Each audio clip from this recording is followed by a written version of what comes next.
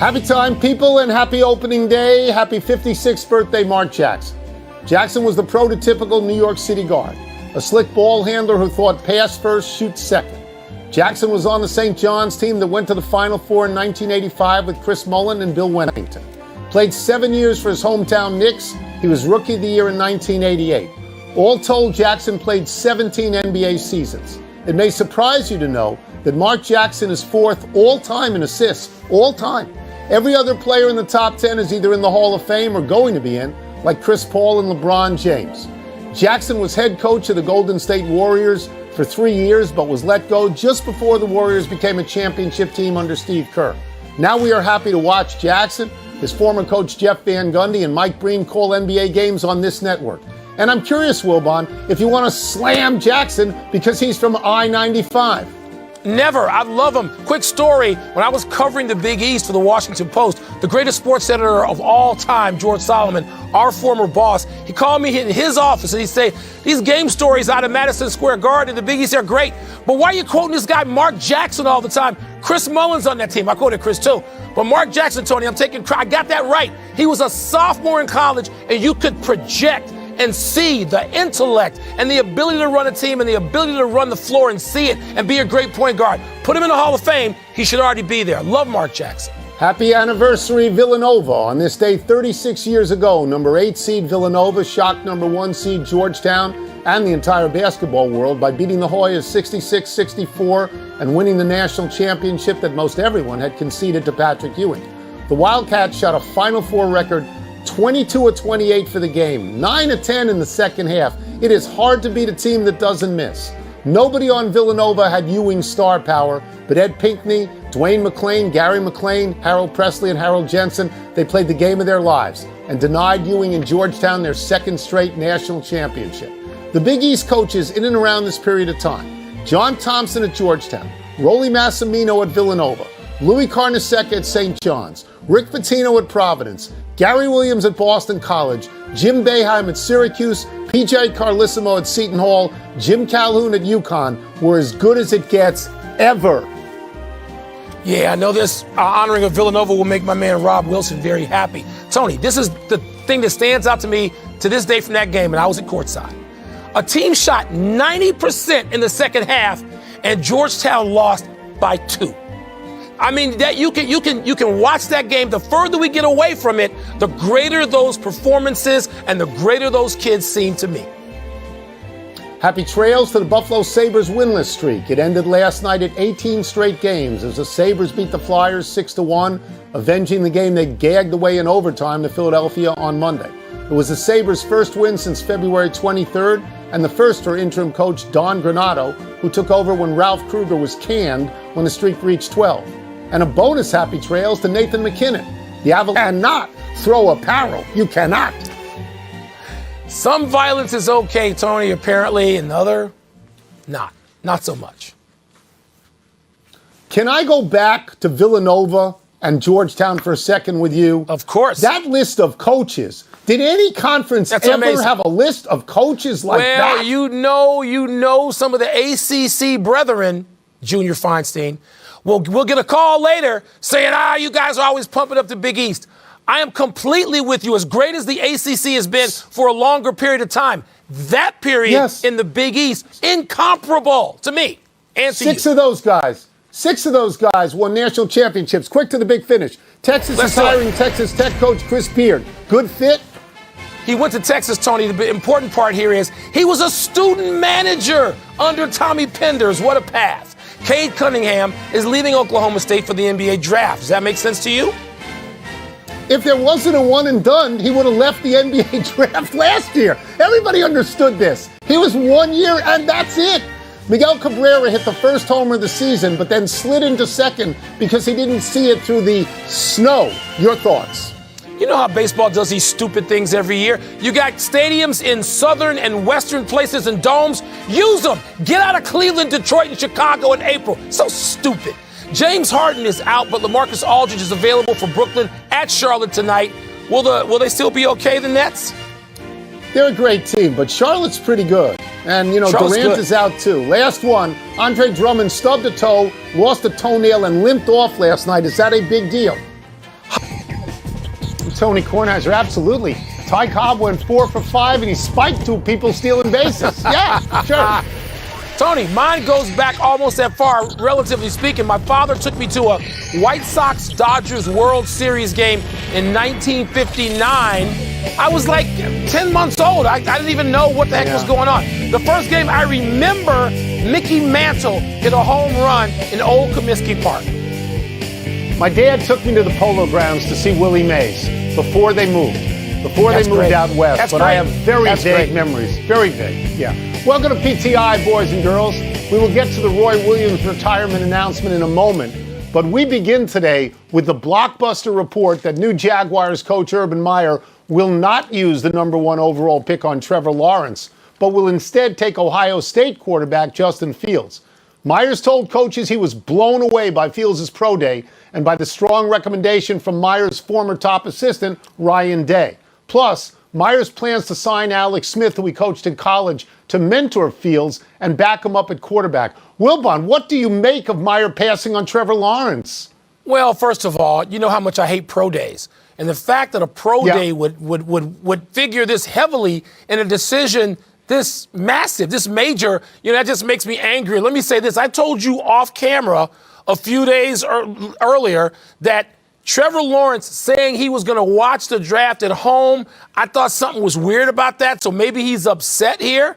And I thought that Urban Meyer saying this is the way we're leaning, that's not a commitment. That's not saying we're going to take this guy and have his jersey made and put it on him right there at the draft. It's obviously very surprising because Trevor Lawrence has been said since the day he got into college at Clemson that he's a once-in-a-generational quarterback. To me, this feels, Mike, like a college move, not a pro move, a college move where you rely on the loyalty of your former assistant who's now coaching Ohio State, and you want to do something good for Ohio State. I don't think it's a pro move. I will say this, that when you bring in Alex Smith, that's very smart. Alex Smith did a great job in mentoring Patrick Mahomes at Kansas City, knowing Mahomes is going to take his job. So if he's there with Fields, I think he can teach him a lot. He also proved in Washington that he can still win games. And his one-loss record over time is really good. And I know what you say about a pro day, but let me give you one other thing here. All right, obviously Jacksonville stinks and they don't have a good offensive line. The fact that Fields can go 4-4-4 in the 40, he may have to run. I mean, I can sort of see it. How'd that work for RG3 when he had to run? And just, he got hurt. You want to Fields run more when solid. You want to run. Yeah, but the point is you put yourself in harm's way much more often. Trevor Lawrence is big, fast, strong, too. He's going to be in harm's way a little too often. It sounds to me as if you are a little skeptical still about Urban Meyer.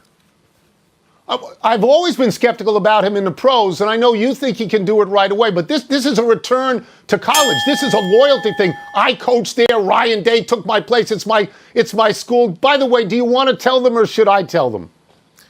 We'll both tell them. April Fools. But let me just say this. April Fools, you people. How many did we get? I believe this story is reasonable. I believe this could happen. I do. Okay. Well, I'll tell you what. There was another story earlier today that was an April Fool's story making the rounds, and it was about the Chicago Bears actually getting a quarterback from Seattle. And for a minute, Tony, somebody got me. And then I just said, wait a minute. This can't be. It would have happened already. And, of course, I was a fool who was fooled. Now, this next story is very real. North Carolina coach Roy Williams announced his retirement this afternoon after 18 seasons coaching the Tar Heels. Williams won 3 national titles while at Chapel Hill. In his 33 years coaching North Carolina and Kansas, he won 903 games, made the tournament 30 times, including 9 Final Fours. Tony, what do you make of old Roy's decision, his career, and where this leaves North Carolina? So I am surprised by this, and I understand that Roy Williams says he doesn't think he can do it anymore. But he's in a league where 2 guys are older than him. Jim Boeheim and Mike Krzyzewski are older than Roy is. 74, so he's not old Roy. He's not old Roy in that particular conference. I didn't sense any clamor to get rid of him. I believe this is his decision. I mean, his legacy, if we want to use that word, he's got 3 national titles, which is one more than Dean. All right, he's got 900 wins. He's got 9 Final Fours. You know, you can live with that. Anybody can live with that. You can live with it. In terms of where it leaves North Carolina, it leaves them just where they were 24 hours ago, at the top of the heap. North Carolina is a beautiful school with almost a 70-year tradition of being great in basketball, dating back to 1957 when they had an undefeated national champion. I don't think it hurts North Carolina at all. Not at all. Now, you could look back in 10 years if things go spectacularly downward and say, well, we were wrong. But right now, when you're forecasting this, look, Roy Williams, one of the great coaches of all time, he is 4th in wins right now, 4th.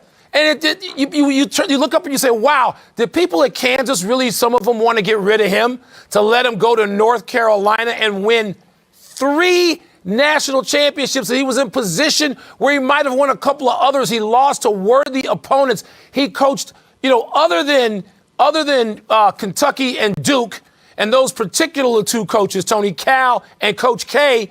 And when it came to sending guys to the NBA, old Roy was great at that. But let me just go to something real quick.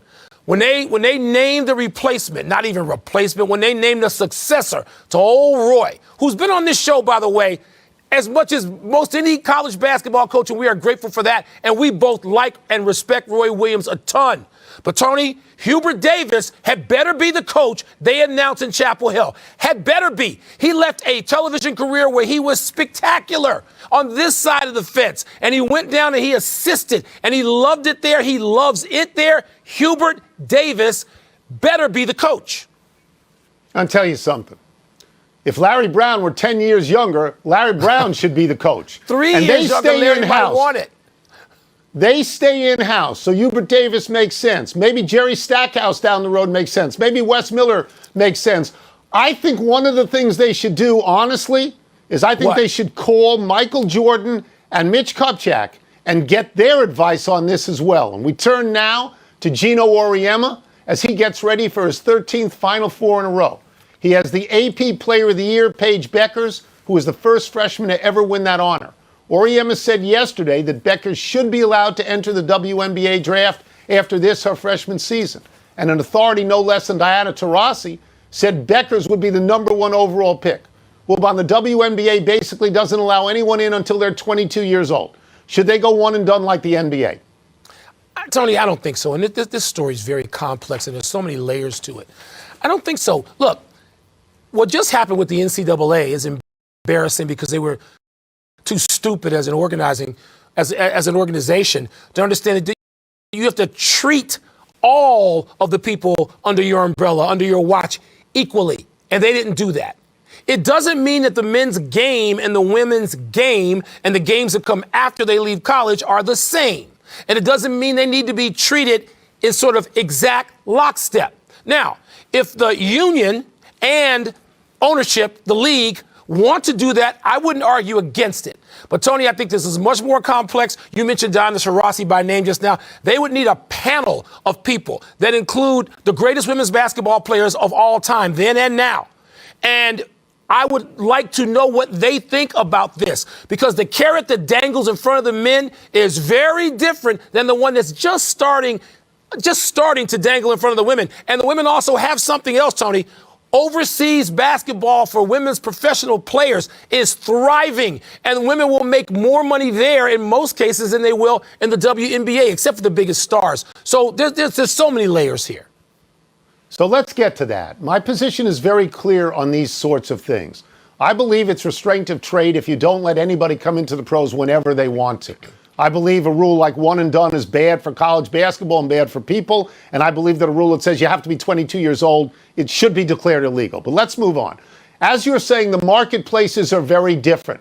The most money at the moment that I believe a WNBA player can make is $215,000, may go up to $500,000 soon. The average salary is $100,000. The average salary for men is $7 million. All right? So it's not the same marketplace on any level. Someone like Paige Beckers may, if the Supreme Court rules that you can trade on your own name and your own likeness. It is possible that women players can make more money staying in college, building a brand, and then going to the WNBA. Because as you say, the reason they don't play full-time there is because you make more money elsewhere. I believe in the total equality of men and women as athletes, but I think the marketplaces are different in this. And that's why I want to hear from Cheryl Miller, from Cheryl Swoops, from Candace Parker. I want to hear from, Annie Drysdale. I want to hear from the greatest women of all time, many of whom did not have this opportunity or choice. I want to hear what they think, what their perspective is, and that should carry the day, Gino. Should carry the day. It's going to help. It makes Gino look great because he's advocating for his players. Makes him look great. Let's take a break. Coming up, Tony La Russa manages his first game since 2011 tonight. Would you rather have him or the man he faces, Joe Madden? And the Mets are... It's time for Toss-Up, where two men enter and two men leave having played Toss-Up. What's first? Toss-Up, they open against each other tonight. Which manager would you rather have, Tony La Russa or Joe Madden? I'm very comfortable because I'm older than one and younger than another. La Russa is 76, Madden is 67. Mike, they both have World Series titles. La Russa has 3, Madden has 1. They've both been Manager of the Year. La Russa 4 times, Madden 3 times. Their winning percentage is remarkably similar. La Russa 536 and Madden 537. La Russa has the 3rd most wins in history, 2,728. And Connie Mack and John McGraw not walking through that door anytime soon. So it's La Russa. So. We've both had meals with them. They're charming and they're smart. If I had to pick one, I would pick La Russa only on this because La Russa invented something, the closer, and Madden has only invented the pajama party. Your head must be exploding because they both have Chicago ties. Yeah, Madden invented the brunch at Wrigley, though. You got it. I know that's a little bit, west of your interest, Tony, but the brunch at Wrigley with the players is pretty cool. I'm going to go with Madden, only for this reason, Tony. Much is made of La Russa's time away from the game, which is 9 years, which is only half of, I'm drawing a blank on the football coach that went back to St. Louis and won a Super Bowl. Dick Vermeil. Dick Vermeil was away like 17 years. I'm going to go with Madden, who has won just 5 years ago and seems to really, I mentioned that brunch, connect with players no matter the age. So, yeah, I can't wait to see what La Russa's going to do on the South Side, but I'm going to go with Joe Madden. They worked together last year with the Angels. They're big pals. Like them both a lot. What's next? Toss-Up. They hopefully open against each other this weekend. More valuable player, Francisco Lindor or Juan Soto? Yeah, the coronavirus has stopped the Nats from playing for a while. I think most people would say Lindor because he plays an up-the-middle position. Catcher, shortstop, center field are always regarded as the most valuable players on teams. Lindor's got a great record out there. He's got gold gloves. He steals bases. He's got terrific power for a shortstop. The Mets just gave him $341 million. Okay, so he's really good. But I'm a Nats fan.